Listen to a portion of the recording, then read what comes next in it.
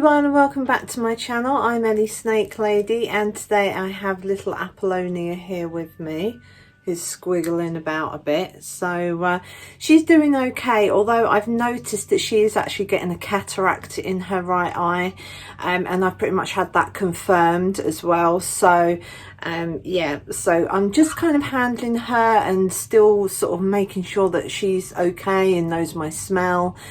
She has still got one good eye, which is her left eye.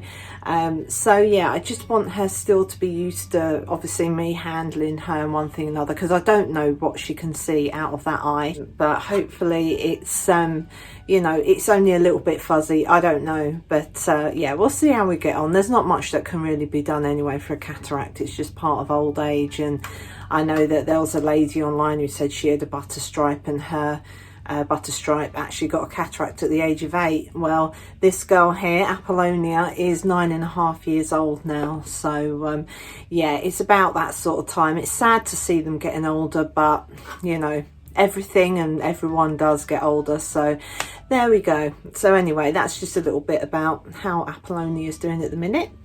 So today I wanted to talk to you about Gaboon vipers, and this is part of my series of snakes that I would love to own if they weren't venomous. So yeah, I just thought I'd touch on these amazing snakes. They just look exquisite. They really are gorgeous, and yeah, they're just a snake that I've not really touched on before. So here we go, I'll just get on with it, and thanks very much for watching. So I do have some notes here as per usual, because I can never remember everything that I actually want to say. So yeah, excuse me if I'm sort of reading a little bit from that as well. So anyway, here we go. Gaboon vipers' native habitat. So these vipers live in rainforests and wet areas in parts of Central, Eastern and West Africa. They are terrestrial and can be found on the forest floor. So basically you won't see them climbing trees or anything like that. They are literally ground dwellers. And yeah, so if you ever found one in a tree, I think that would be quite a rarity and something to take a photo of, possibly.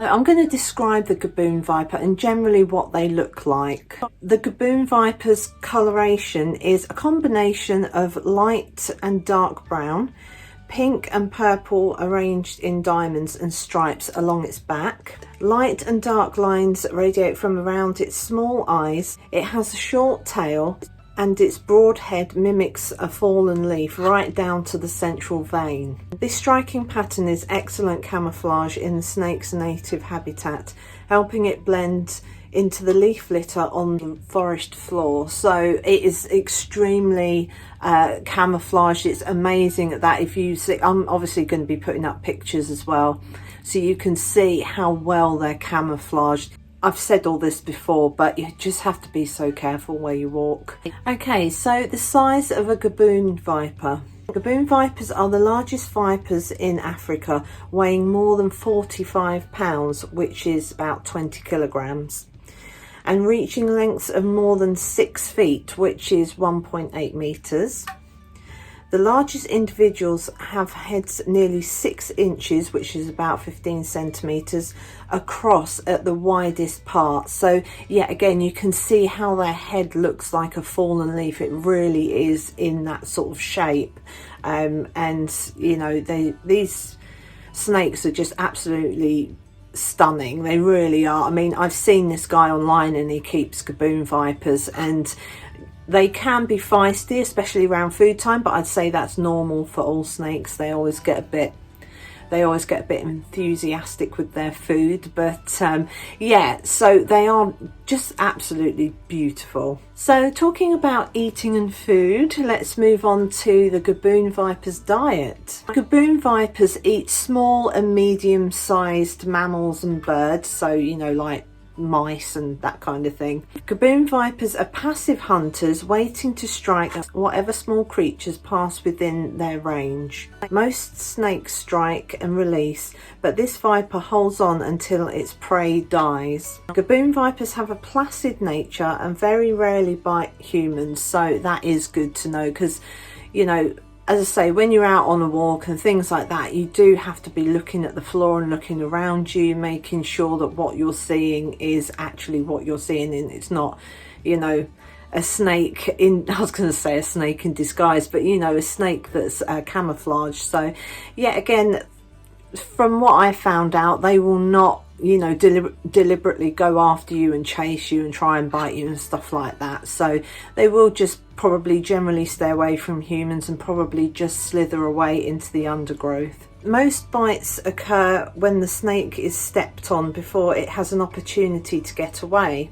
If harassed, it will raise the upper part of its body and hiss in threat before actually striking. So it is the sort of snake that will give you a warning. So if they kind of rear up and you know just to walk away, just leave them alone, because that's just their threatening pose and they are warning you that they will strike you if needed. So in addition to its unwillingness to bite, the viper can control whether it injects venom and how much.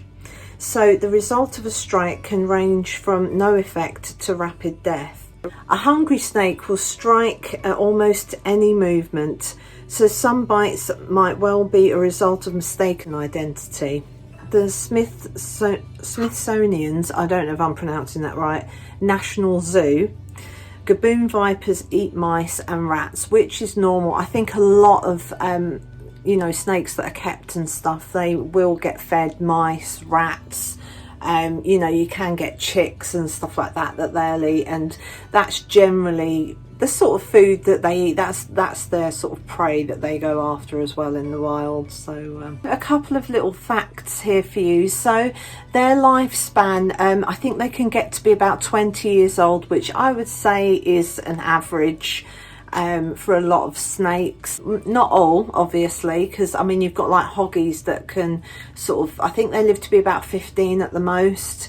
But just generally with these guys and with king snakes and all the rest of it, there's a lot of species of snakes that live to, you know, be that kind of age. So 20 is the sort of average. Okay, so the reproduction and development of the Gaboon viper. The females will lay up to sort of 50 to 60 babies, and they don't lay eggs, they just give birth to live young. I didn't know that. I thought they actually laid eggs, but you know, every day is a school day. So normally I talk about the conservation at this point also of Gaboon vipers, but there didn't seem to be that much. Like, I don't think they're under threat or anything like that compared to some of the other snakes that I've covered in the past in my Venomous Snakes I'd love to own if they weren't venomous series.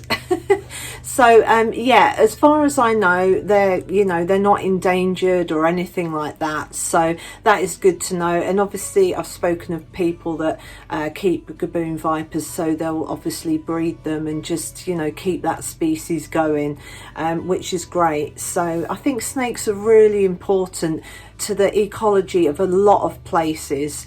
You know, it's just a general thing that they keep vermin and pests down, you know, things like mice and rats and all that kind of thing. So yeah, I found it really fascinating looking up Gaboon vipers, and I just think they're gorgeous. They're so stunning, and they've got such an unusual look. They're beautiful, absolutely beautiful. And I would love to see one in person someday, but not like, you know, I wouldn't exactly want to be going out in the wilds looking for one, but if someone happens to have one as like a pet or whatever, or part of a breeding program, then yeah, that'd be great. I'd love to see one. So anyway, that pretty much covers the Gaboon vipers, and I'm hoping that you've enjoyed this video. I know this little girl's been squiggling everywhere, but I don't know what she's doing. I'm always a bit wary now. I know her eyesight's going a bit. It's a shame you can't get glasses for snakes, but anyway, I don't think that would help a cataract anyway. So yeah, but if you've enjoyed this video and you want to see more videos like this, then please let me know, because I do enjoy researching these snakes. There's so many species in the world, and yeah, I just love reading about them and learning, and as I say, every day is a school day. So If you have enjoyed this video, then please like and subscribe, and when you do subscribe, please hit that bell notification and click all so you get notifications of all my latest videos.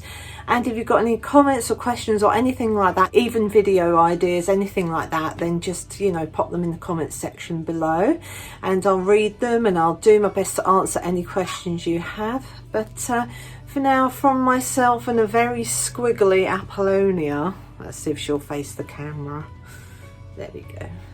So from myself and Apollonia, it is goodbye, and we'll see you in my next video. Thanks very much for watching. Oh, you crazy girl.